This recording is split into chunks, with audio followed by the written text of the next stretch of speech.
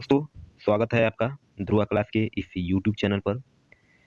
दोस्तों, जैसा कि अगर आप लगातार लेक्चर को अटेंड करते आए हैं, तो लगभग अनुच्छेद हम लोग 200 को कंप्लीट कर लिए हैं। जो संविधान का ये जो सीरीज चल रहा है, एक-एक आर्टिकल को बताने का, तो हमने लगभग 200 आर्टिकल्स को हम लोगों ने अचीव कर लिया है और आज के इस लेक्चर में हम लोग पढ़ेंगे 201 से 213। इसमें हम लोग देखेंगे बजट, प्राक्कलन और अध्यादेश। चूंकि ये तो संसद का अगर आपने लेक्चर लिया होगा तो उसमें बजट, प्राक्कलन, अध्यादेश ऐसे संसद में भी आपने पढ़ा होगा। लेकिन जब बात आता है कि भाग 6 यानी भाग 6 चैप्टर का क्या नाम है? राज्य। ठीक है, तो राज्य में जैसे भारत में जितने राज्य हैं तो उनमें कैसे कैसे बजट लाया जाता है, विधानसभा में प्राक्कलन कैसे होता है, अध्यादेश कैसे लाया जाता है। तो आज के इस विषय में हम लोग इसी पर पढ़ेंगे और अनुच्छेद को देखेंगे। तो चलिए शुरू करते हैं। तो देखिए दोस्तों, आर्टिकल 201 कहता है विचार के लिए आरक्षित विधेयक। ठीक है, 200 में तो हम लोग पढ़े थे कि राज्यपाल द्वारा विधेयक पर अनुमति देना, यानी ये राज्यपाल पर निर्भर करता है। ये 200 हम 200 में पढ़े थे। लेकिन इसमें क्या दिया है? 201 में दिया है विचार के लिए आरक्षित विधेयक। इसका मतलब यह है कि जब कोई विधेयक राज्यपाल द्वारा राष्ट्रपति के विचार के लिए आरक्षित रख लिया जाता है। मान लीजिए कोई विधेयक है और राज्यपाल उस पर असंतुष्ट उस पर जाहिर करता है, मतलब उससे उस विधेयक से खुश नहीं है, लेकिन उस पर विचार करने के लिए भी सहमत है कि राष्ट्रपति से विचार करके उस विधेयक पर हस्ताक्षर करेगा। तो क्या करता है राज्यपाल? उस विधेयक को अपने पास रख लेता है। जब विधानसभा से और विधान परिषद से पारित हो जाता है तो उस विधेयक को राज्यपाल क्या करता है? अपने पास रख लेता है और उस विधेयक को राष्ट्रपति के पास ले जाता है और राष्ट्रपति से विचार विमर्श करता है कि देखिए ये विधेयक सही है या नहीं है। तो राष्ट्रपति जैसा चाहेगा वो राज्यपाल को बताता है कि आप इस पर हस्ताक्षर कर दें या नहीं करें। यानी ये राष्ट्रपति के ऊपर डिपेंड करता है। तो 201 में यही बोला गया है, यानी अनुमति देना और नहीं देना ये राष्ट्रपति भी घोषित कर सकता है, बता सकता है राज्यपाल को। 202 में कहता है राज्यों का वार्षिक वित्तीय विवरण, जिसे हम बजट, आसान भाषा में बजट बोलते हैं, प्रस्तुत करना। ठीक है, बजट एक प्रकार का भाषण होता है, जैसा कि हम लोग संसद में भी देखे हैं, और जिसमें से ये विवरण दिया जाता है, ये एक डिटेल्स दिया जाता है कि मान लीजिए जब राज्य सरकार में दिया जाता है तो ये राज्यों का एक साल में कितना राजस्व, यानी मतलब राजस्व मतलब धन, ठीक है, कितना राजस्व आएगा और कितना खर्च होगा, रेवेन्यू। देखिए, राज्य सरकार बजट जब लाती है विधानसभा में तो वो ये विवरण, ये डिटेल्स देती है कि वो एक साल के अंदर वो कितना रेवेन्यू जनरेट करेगा और कितना उसको खर्च करेगा, इसके बारे में वो बताता है।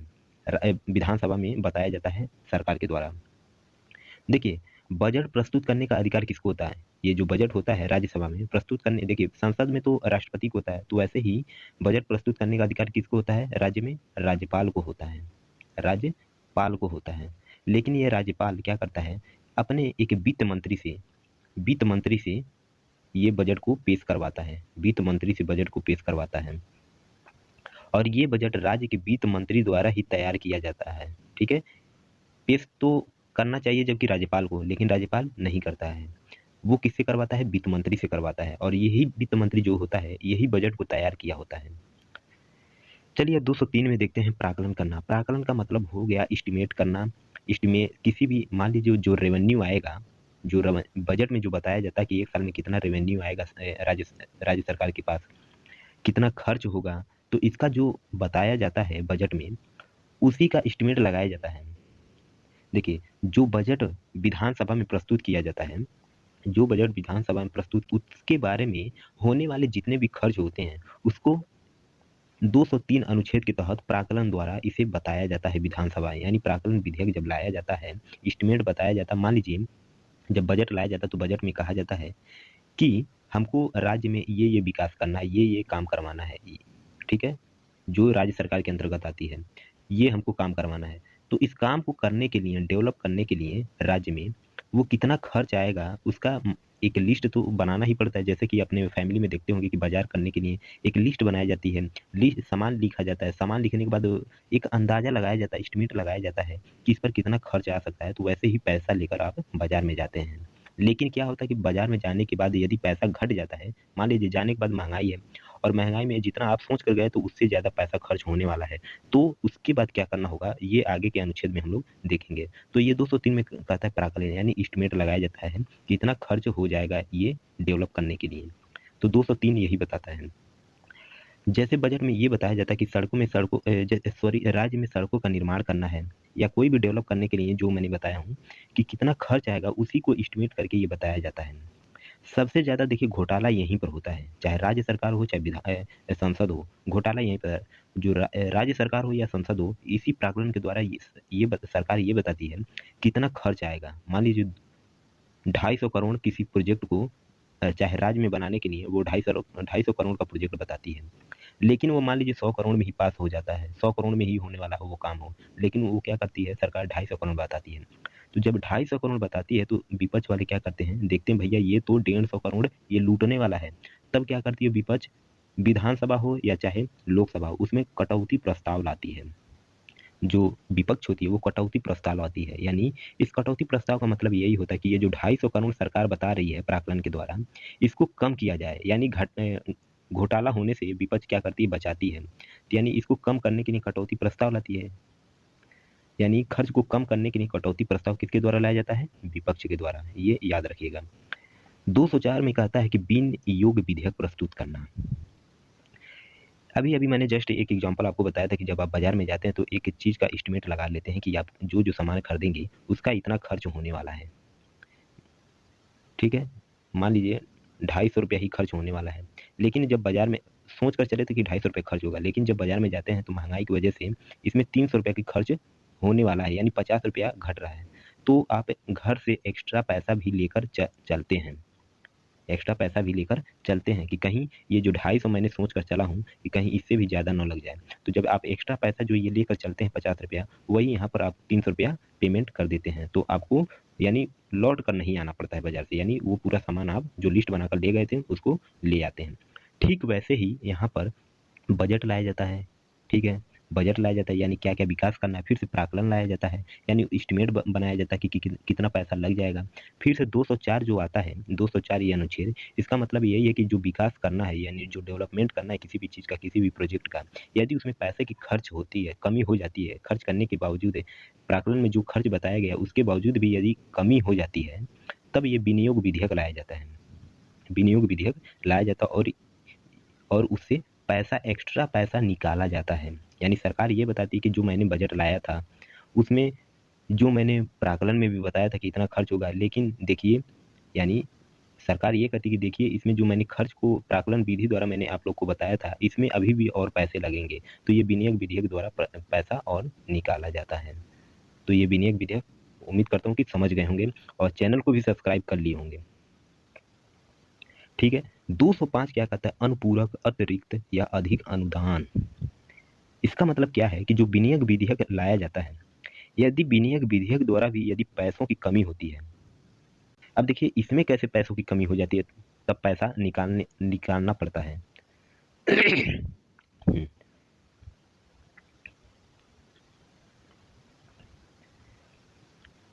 मान लीजिए विनियोग विधेयक द्वारा पैसा आप निकाल लिए, उसके बावजूद कमी आ जाती है, पैसा में कमी आ जाती है।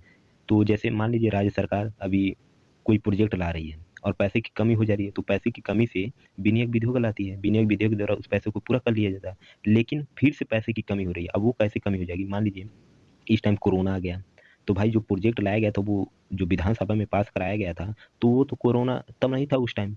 लेकिन जब प्रोजेक्ट आ गया, प्राक्कलन सब विधेयक पारित हो गया, प्राक्कलन भी हो गया, विनियोग विधेयक भी हो गया, विनियोग विधेयक, तो उसके बाद कोरोना आ जाता है। तो यानी राज्य को सँभालने के लिए कुछ पैसे की भी ज़रूरत पड़ती है। तो ऐसे पैसे जब एक्स्ट्रा पैसा और निकाला जाता है, उसे बोला जाता है अनुपूरक, अतिरिक्त या अधिक अनुदान, ठीक है। अधिक अनुदान जब विनियोग विधेयक द्वारा पैसे की कमी होती है। लेकिन 206 में देखेंगे कि आप इसमें लिखा है लेखानुदान करना, लेखानुदान या प्रत्यानुदान या अपवानुदान या इसे एडवांस मनी भी बोला जाता है, यानी अतिरिक्त पैसा यदि राज्य सरकार के पास प्राक्कलन के बाद, इसमें ये ही बताया गया है, ये अपवाद भी हो सकता है। इसमें कोई ज़रूरी नहीं है कि 206 के तहत ही पैसा निकाला जाता है। ये अपवाद, लेखानुदान इसमें आर्टिकल में इसीलिए लिख दिया है कि लेखानुदान हो सकता है या प्रत्यानुदान हो सकता है या अपवाद अनुदान भी हो सकता है। तो इसमें ये बताया गया है कि यदि राज्य सरकार के पास प्राकलन के बाद भी पैसों की कमी हो जाती है, जो प्राकलन लाया जाता है, प्राकलन के बाद भी पैसों की कमी हो जाती है, तब इसके द्वारा पैसा निकाला जाता है, इस विधेयक के द्वारा, लेखानुदान द्वारा। इस अनुच्छेद का प्रयोग तभी होता है जब राज्य में कोई मान लीजिए आकस्मिक घटना हो जाती है। अब वो घटना मान लीजिए बाढ़ आ गया, चाहे कोरोना, अचानक में कोई बीमारी फैल गया राज्य में, तो उसके लिए पैसों की जरूरत है राज्य को संभालने के लिए, जैसे कोरोना आ गया, तब यह लेखानुदान का प्रयोग किया जाता है। ठीक है, अब चलिए देखते हैं 207। 207 कहता है वित्त विधेयक के बारे में विशेष उपबंध, यानी प्रोविजन क्या है वित्त विधेयक, फाइनेंस जो बिल है, फाइनेंशियल बिल, इसके बारे में क्या क्या प्रोविजंस हैं ये देख लेते हैं।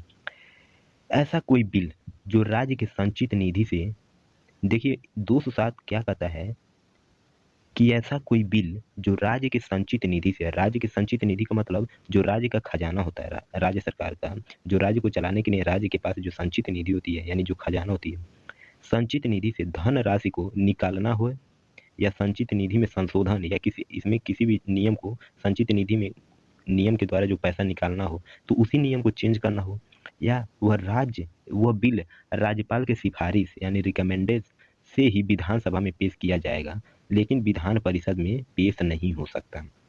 इसका मतलब क्या है, एक बार और देख लीजिए। कह रहा है ऐसा कोई बिल है जो राज्य के संचित निधि से धन राशि को निकालना हो, या संचित निधि में ही अमेंडमेंट करना हो, संशोधन संबंधित हो, तब वह बिल क्या होता है, राज्यपाल की सिफारिश पर से ही पेश किया जाता है, यानी राज्यपाल की सिफारिश पर ही विधानसभा में पेश किया जाता है। ठीक है, लेकिन वो विधान परिषद में पेश नहीं होता है, केवल विधानसभा में पेश होता है, विधान परिषद में नहीं होता है। तो एक बार और देख लीजिए, ऐसा कोई बिल होता है जो संचित निधि से पैसा निकालना हो, या संचित निधि में ही कोई संशोधन करना हो, तो वो राज्यपाल की सिफारिश पर ही विधानसभा में पेश किया जाता है। ठीक है, चलिए नेक्स्ट है, इसमें बोलता है यदि कोई बिल जिसमें टैक्स के बारे में बताता है, टैक्स के बारे में बढ़ाना हो, टैक्स को बढ़ाना हो या कम करना हो, या इसे खत्म ही कर देना हो टैक्स को, तब वो बिना राज्यपाल के सिफारिश के भी पेश किया जा सकता है, यानी उसमें राज्यपाल का कोई हस्तक्षेप नहीं है, वो बिना राज्यपाल की सिफारिश पर ही विधानसभा में पेश कर दिया जाता है।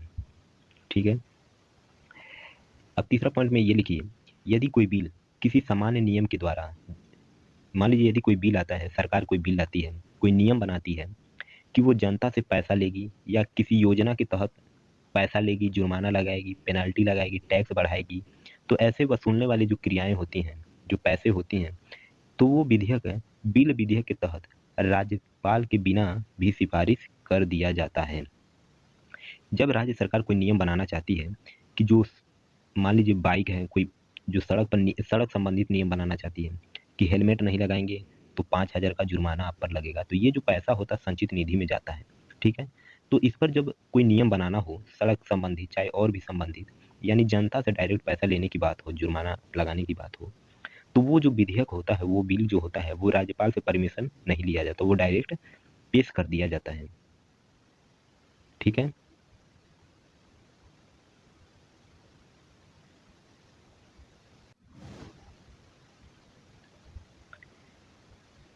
तो चलिए अब देखते हैं 208। 208 कहता है विधानमंडल प्रक्रिया के नियम। इसका मतलब क्या है, किसी राज्य के विधानमंडल का कोई सदन, किसी राज्य का जो विधानमंडल है, लेजिस्लेचर है, उसका कोई भी सदन इस संविधान के प्रावधानों का, इसकी प्रक्रिया और कोई कार्य के संचालन के अधीन विनियमन के लिए नियम बना सकता है। तो यानी जो विधानमंडल की प्रक्रिया के बारे में ये कहता है कि राज्य के विधानमंडल लेजिस्लेचर का कोई भी सदन, विधान परिषद हो या विधानसभा हो, इस संविधान के प्रावधान जो भी दिए गए हैं विधानमंडल से रिलेटेड, इसकी प्रक्रिया में हो, चाहे इसकी कार्य करने की जो संचालन प्रक्रिया है, उसमें ये विधानमंडल नियम बना सकता है। ठीक है, विधान परिषद वाले राज्य में विधान परिषद वाले राज्य में राज्यपाल विधानसभा के अध्यक्ष और विधान परिषद के अध्यक्ष की सलाह के बाद दोनों सदनों के बीच संचार यानी कम्युनिकेशन संबंधित प्रक्रिया के नियम बना सकता है। इसका मतलब यही कहता है कि जो विधान परिषद वाले राज्य हैं, विधान परिषद वाले कितने राज्य हैं, 6 राज्य हैं, तो इसमें कहा गया कि विधान परिषद वाले राज्य में राज्यपाल विधानसभा से और विधान परिषद के अध्यक्ष से, यानी दोनों से मिलकर ये सलाह बनाता है, सलाह लेता है, और दोनों सदनों के बीच ये संचार संचार संबंधित यानी कम्युनिकेशन संबंधित जो कन्वर्सेशन है उसकी प्रक्रिया संबंधित नियम बना सकता है कि कैसे विधानमंडल में काम करना है, कैसे वार्तालाप करना है, क्या क्या करना है, ये राज्यपाल करता है, किस दोनों की सलाह पर करता है। चलिए देखते हैं 209। 209 कहता है कि राज्य के विधानमंडल में वित्तीय कार्य यानी फाइनेंशियल वर्क रिलेटेड जो प्रोसीजर है वो क्या होता है। ये इम्पोर्टेंट नहीं है, लेकिन मैं एक एक आर्टिकल को जब मैं पढ़ा रहा हूँ तो वो ये आपको ध्यान देना होगा। देखिए, अगर राज्य का विधानमंडल चाहे, ठीक है, राज्य का ये विधानमंडल है, विधानमंडल में 2 सदन होते हैं, पता है आपको। राज्य का यदि विधानमंडल चाहता है जो राज्य का वित्तीय व्यवसाय यानी फाइनेंशियल बिजनेस हो गया से संबंधित है, यानी फाइनेंशियल बिजनेस से संबंधित हो, राज्य का वित्तीय व्यवसाय यानी जो राज्य का जो टैक्स पेयर ज़्यादा जिससे आता है वो वित्तीय जो व्यवसाय से आता है। तो इसमें यही कहा गया कि अगर राज्य का विधानमंडल चाहे जो राज्य का वित्तीय व्यवसाय से संबंधित है हो और जो वित्तीय व्यवसाय के समय पर पूरा करने के उद्देश्य से हो, तो इस पर विधानमंडल कुछ कानून बना सकती है। देखिए कैसे, इसका शुरू से मतलब पहले समझिए, ये पहले हटा देता हूँ और इसको एक बार और समझिएगा। देखिए, राज्य का ये विधानमंडल हो गया, अगर ये चाहता है, जैसे राज्य में राज्य का जो व्यवसाय है, किसी भी चीज़ का व्यवसाय हो गया भाई, तो राज्य का जो व्यवसाय है इससे संबंधित कोई भी काम होता है, यदि वो समय पर इसको जो प्रोजेक्ट दिया गया है, ये किसी भी बिजनेसमैन को जो प्रोजेक्ट दिया गया, अगर इससे संबंधित उसमें कोई नियम बनाना हो, ठीक है, तो विधानमंडल द्वारा नियम बनाया जा सकता है, कुछ नियम बनाया जा सकता है। इसमें वित्तीय फाइनेंशियल प्रोसीजर में ये नियम बना दिया जाता है। यदि राज्य सरकार को लगता है कि इस व्यवसाय के जो संचालन में पैसों की ज़रूरत होती है, यानी जो प्रोजेक्ट किसी को दिया जाता है या उससे संबंधित होता है व्यवसाय के बारे में, यदि राज्य सरकार को लगता है कि ये पैसों की कमी हो रही है इस व्यवसाय को चलाने के लिए, तो वो राज्य की संचित निधि से, जो संचित निधि होती है राज्य का, जो राज्य सरकार का जो खजाना होता है, इससे वो विनियोग विधेयक द्वारा, यानी विनियोग अभी अभी आप लोगों ने पढ़ा है कि विनियोग विधेयक क्या होता है, तो विनियोग विधेयक द्वारा विधानमंडल ये विधेयक लाती है इसको पैसा देने के लिए। अब चलिए 210 को देखते हैं। कहता है विधानमंडल में प्रयोग की जाने वाली भाषा। विधानमंडल यानी लेजिस्लेचर में जो लैंग्वेज का प्रयोग किया जाता है, जो वहाँ पर भाषण दिया जाता है, वार्तालाप किया जाता है, बहस किया जाता है, डिबेट किया जाता है, वो भाषा कैसी होनी चाहिए। हर राज्य का भाषा अलग अलग है, ये तो आपको पता है। देखिए, किसी राज्य का विधानमंडल में काम काज करने में, यानी जो राजभाषा होती है, यानी काम काज करने के लिए ऑफिशियल जो काम वर्किंग प्रोसीजर होता है सरकारी कामों में, उसे राजभाषा बोला जाता है। और राजभाषा जो होती है राज्य की भाषाओं पर निर्भर करती है, और वो राज्य की भाषा देखिए हिंदी और अंग्रेजी दोनों में हो सकती है, हिंदी और अंग्रेजी दोनों में होगी। इसमें कहा गया बशर्ते कि अध्यक्ष है विधानसभा, जो अध्यक्ष है विधानसभा या विधान परिषद के, यदि किसी भी सदस्य को अपनी मातृभाषा में सदन को संबोधित करना हो, यदि किसी व्यक्ति को लगता है कि वो हिंदी और अंग्रेजी में सदन में नहीं बोल पाएंगे, तो वो विधानसभा के अध्यक्ष या विधान परिषद के अध्यक्ष किसी से भी से अनुमति ले सकता है वो अपनी मातृभाषा में बोलने के लिए, ठीक है। और काम काज करने के लिए यानी ऑफिशियल जो राज्य में काम काज यानी ऑफिशियल वर्क है, ऑफिशियल लैंग्वेज है, उसमें काम का कार्य करने के लिए सरकारी दफ्तरों में हिंदी या अंग्रेजी का प्रयोग किया जाएगा, और वो अपनी भाषा में भी प्रयोग कर सकते हैं, ऐसी कोई प्रावधान नहीं है। 211 कहता है विधानमंडल में चर्चा पर निर्बंध। इसका मतलब क्या है। देखिए, सर्वोच्च या किसी न्यायालय के न्यायाधीश के बारे में उनके कर्तव्यों को लेकर उनको बर्खास्त करने के लिए राज्य विधानसभा में किसी भी प्रकार के विचार विमर्श करना प्रतिबंधित है। इसका मतलब क्या कहता है, ये विधानमंडल हो गया, और विधानमंडल में ये जो विधान परिषद है, इसमें किसी भी प्रकार का ये बहस नहीं होगा कि जो सुप्रीम कोर्ट है या हाई कोर्ट है, इसके जज जो होते हैं, इनके जजों के ऊपर इनके जजों के क्या कर्तव्य होनी चाहिए, कैसे न्याय देना चाहिए, इसकी कोई चर्चा नहीं होनी चाहिए। वो विधानसभा में या विधान परिषद में या विधानमंडल किसी भी सदन में ऐसी चर्चा नहीं होनी चाहिए। ऐसा साफ साफ 211 में लिखा गया है। इनके कर्तव्य के बारे में नहीं बताया जाना चाहिए, क्योंकि ये कर्तव्य भाई ये अलग ही, ये अपना काम करते रहेंगे, आपको इसमें हस्तक्षेप करने की ज़रूरत नहीं है। यानी विधानमंडल को हस्तक्षेप करने की जरूरत नहीं है कि सुप्रीम कोर्ट चाहे हाई कोर्ट के जज कैसे फैसला सुनाते हैं, किस तरह का फैसला सुनाते हैं, या उनको बर्खास्त करना चाहिए या नहीं करना चाहिए, ये उनके ऊपर निर्भर है। महाभियोग लाइए, महाभियोग द्वारा संसद में ऐसे कर दिया जाता है, लेकिन विधानमंडल के द्वारा नहीं होता है। 212 कहता है न्यायालयों द्वारा विधानमंडल की कार्यवाही की जांच करना। क्या जांच न करना, क्या जांच किया जा सकता है या नहीं किया जा सकता है? 212 में कहता है किसी राज्य के विधानमंडल की प्रक्रिया किसी कथित तौर पर या अनियमितता के आधार पर किसी राज्य के विधानमंडल में किसी भी कार्यवाही को वैधता पर सवाल नहीं उठाया जाएगा। समझिए क्या कर रहा है, न्यायालयों द्वारा विधानमंडल की कार्यवाही पर।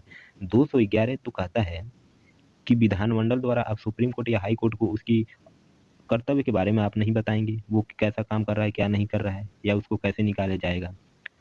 ठीक इसी का उल्टा 212 में ये कहा गया है कि न्यायालय भी ये न्यायालय यानी कोर्ट भी क्या करेगा, वो विधानमंडल के अंदर हस्तक्षेप नहीं, उंगली नहीं करेगा।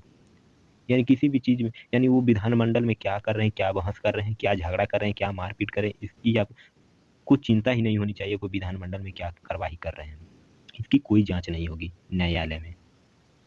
यानी 212 में 211 का एकदम उल्टा है। चलिए अब 213 को देखते हैं कि राज्यपाल का अध्यादेश, इसका मतलब क्या होता है। अध्यादेश हम लोग बहुत सुने हैं इसका नाम, अखबारों में देखते हैं, न्यूज़ों में देखते हैं, और कई कई डिबेट में भी देख लेते हैं कि किसी भी विधेयक को बिल पास कराने के लिए अध्यादेश भी सरकार ला सकती है। क्या होता है अध्यादेश, चलिए जान लेते हैं। जब सत्र नहीं चल रहा हो, ये सत्र कौन बुलाता है, राज्यपाल बुलाता है, और इसको खत्म कौन करता है, राज्यपाल ही करता है। तो इसमें कहा गया कि जब सत्र नहीं चल रहा हो, ठीक है, तब किसी जरूरी कानून को बनाने के लिए अध्यादेश लाया जाता है। मान लीजिए कोई जरूरी कानून है, जैसे संसद में भी कोई जरूरी कानून क्या था, इंपॉर्टेंट कानून बिल क्या था, कृषि कृषि कानून बिल था, लेकिन उसको वापस ले लिया गया है, तो वो भी अध्यादेश के द्वारा ही बनाया गया था। लेकिन यदि राज्य में कोई इंपॉर्टेंट बिल है, उसको पास कराना है, तो संसद में तो राष्ट्रपति लाता है, तो विधानमंडल में कौन लाता है, राज्यपाल अध्यादेश लाता है। संसद या विधानमंडल के सत्रों की गैप लगभग अधिकतम 6 महीना होनी चाहिए। ये तो हम लोग पढ़े ही हैं सत्र में जब बताए, लेकिन वास्तव में सत्र केवल 2 महीने का गैप होता है। तो ये इसमें नहीं, राज्यपाल के अध्यादेश के बारे में हम लोग देखें, और यहाँ तक आपको लेक्चर समझ आया होगा तो चैनल को सब्सक्राइब कर लीजिएगा। और अध्यादेश का मतलब यही होता है कि दोस्तों कि जब सत्र नहीं चलता है तो राज्यपाल अध्यादेश लाती है, और किस नहीं लाती है, मान लीजिए जो मुख्यमंत्री है या विधानसभा में कोई ऐसा बिल लाना है और जो बहुत ज़रूरी हो, ठीक है, लेकिन सत्र नहीं चल रहा है, तो तब क्या करती है, वो जाकर राज्यपाल से कहती है कि भाई आप क्या करिए, अध्यादेश लाइए, और अध्यादेश द्वारा हम लोग इस बिल को पास कराएंगे, बिल पास कराएंगे। ये बहुत इंपॉर्टेंट है। तो क्या राज्यपाल क्या करता है, अध्यादेश लाता है, सत्र को बुलाया जाता है, सत्र द्वारा उस बिल को पास कराया जाता है। नेक्स्ट लेक्चर में हम लोग देखेंगे हाई कोर्ट, जो राज्य में हाई कोर्ट होता है, जिला कोर्ट होता है, ये कैसे काम करते हैं, कैसे नियुक्ति होती है इनमें वकीलों की, जजों की। तो नेक्स्ट लेक्चर में देखेंगे। उम्मीद करता हूँ कि वीडियो पसंद आएगा। अगर वीडियो पसंद आता है तो चैनल को सब्सक्राइब, लाइक, शेयर जरूर कर दीजिएगा। कमेंट करके हमें जरूर बताइएगा।